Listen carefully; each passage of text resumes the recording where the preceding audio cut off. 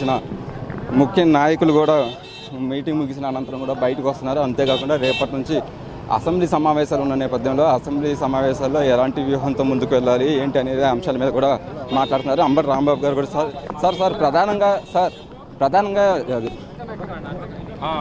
అయితే ముఖ్యులకు సంబంధించి కూడా సార్ అంటే ఏ అంశాల గురించి మాట్లాడారు సార్? ప్రధానంగా ఏ అంశాల గురించి మాట్లాడటం జరుగుతుంది, జరిగినటువంటి రిజల్ట్స్ మీద ఒక సుదీర్ఘంగా విశ్లేషణ చేసుకోవడం జరిగింది.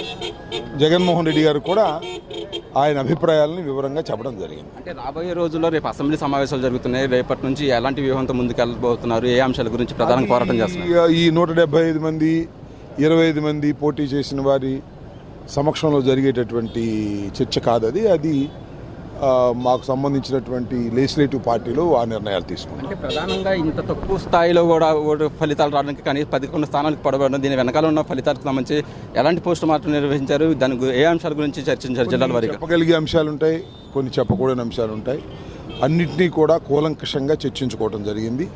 ఈ ఫలితాలకు గల కారణాలను కూడా అన్వేషించడం జరుగుతుంది. ఇంకా కూడా నిర్ణయించుకోవాల్సినటువంటి అంశాలు ఉన్నాయి, ఇంకా విశ్లేషణ చేయాల్సిన అంశాలు కూడా ఉన్నాయి. అంటే ప్రధానంగా రుషికొండ అంశం మీద ఎక్కువ వైరల్ చేస్తుంది ప్రభుత్వం. సరే, ఇప్పుడు ఒక విషయాన్ని మీరు అందరూ గమనించాల్సింది ఏంటంటే, మేము ఓడిపోయి ఉన్నాం, మాది పద్ది తప్పులాగా చూపించేటటువంటి ప్రయత్నం వాళ్ళు చేస్తారు. వాట్ ఈజ్ రుషికొండ ఏంటి, దానిలో what is wrong in it? Rushikonda